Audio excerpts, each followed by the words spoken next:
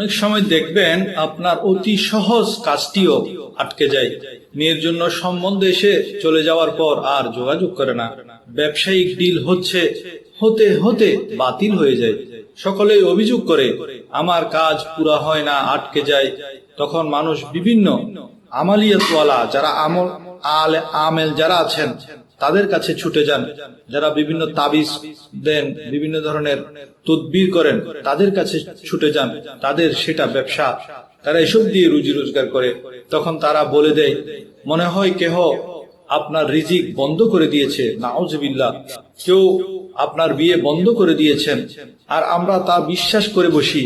ভাই, আল্লাহ আমার জন্য রিজিক, বিয়ে শাদীর ফয়সালা আমাদের জন্মের হাজার হাজার বছর আগেই লিখে দিয়েছেন।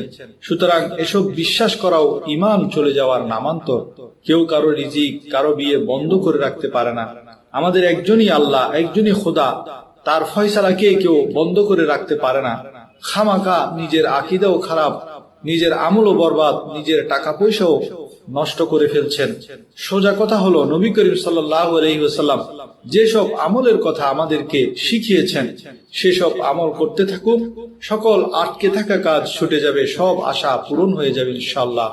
আটকে থাকা কাজের জন্য আমল, প্রিয় নবীর নবুয়তি জবান থেকে যে দোয়া, তা হলো আবু দাউদ শরীফের রওয়ায়াত, যে মুমিন সকাল সন্ধ্যায় 7 বার এই দোয়াটি পাঠ করবে, আল্লাহ তাআলা তার সকল অসম্পূর্ণ কাজকে পূরণ করে দিবেন।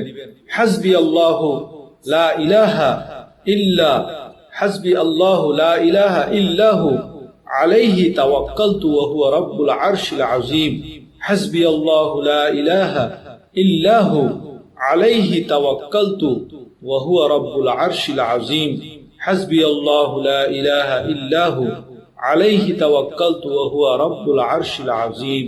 এই দোয়াটি সকালবেলা 7 বার এবং সন্ধ্যাবেলা 7 বার পাঠ করুন। ইনশাআল্লাহ আপনার অসম্পূর্ণ কাজ সম্পূর্ণ হয়ে যাবে। আমরা আল্লাহ রাব্বুল আলামিনের কাছে দোয়া করি।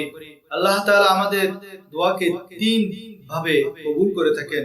আমরা অনেক সময় দোয়া কবুল হয় না, সেজন্য বিরক্ত হয়ে যাই, অধৈর্য হয়ে যাই।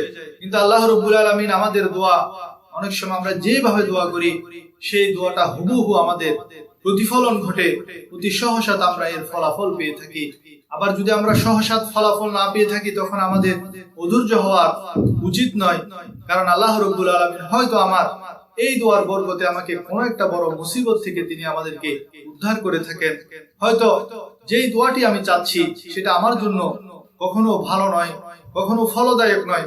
যে দোয়াটি আমি চাচ্ছি, আল্লাহর কাছে যে জিনিসটি আমি চাচ্ছি, সেটা যদি আমি পাই, সেটা হয়তো আমার জন্য ক্ষতি হতে পারে। সেটা আমি জানি না, কিন্তু আল্লাহ তাআলা জানেন। আল্লাহ রাব্বুল আলামিন বড়ই দয়াবান, তাই দয়া করে মেহেরবানি করে তিনি আমাকে সেই জিনিসটা দিচ্ছেন না ঠিকই, কিন্তু আল্লাহ রাব্বুল আলামিন এর বিনিময়ে আমাকে অন্য একটা মুসিবত থেকে আমাকে উদ্ধার করছে। যেমন ধরুন, আপনি কোনো এক জায়গায় সফরে বের হয়েছেন, দেখবেন আপনার গাড়িটা অ্যাক্সিডেন্ট হতে হতে বেঁচে গেল। এই যে আপনি একটা মুসিবত থেকে বেঁচে গেলেন, এটা হয়তো আপনার কোনো একটা দোয়ার বদলা। এই 2 ভাবে যদি আপনি দুনিয়ার মধ্যে কোনো বদলা না পেয়ে থাকেন, তাহলে এই দোয়ার বদলা অবশ্যই অবশ্যই আল্লাহ রাব্বুল আলামিন আপনাকে হাসরের মাঠে দান করবেন।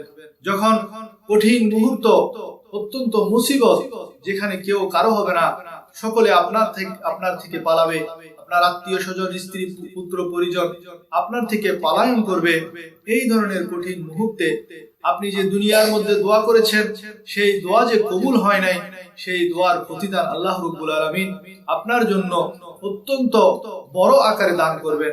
তখন আপনি আফসোস করে বলবেন, ইয়া রাব্বুল আলামিন, দুনিয়ার মধ্যে আমি কত দোয়াই করেছি, আপনি আমার অনেক দোয়া কবুল করেছেন, কিন্তু আপনি যদি ওই দুনিয়ার একটা দোয়াও যদি কবুল না করে সবগুলার প্রতিদান যদি আজকে এই হাসরের ময়দানে দিতেন, সেটাই আমার জন্য অত্যন্ত উত্তম হতো, অত্যন্ত ভালো হতো। তাই দোয়া করে আপনারা অধৈর্য হবেন না, দোয়া করে নিরাশ হবেন না।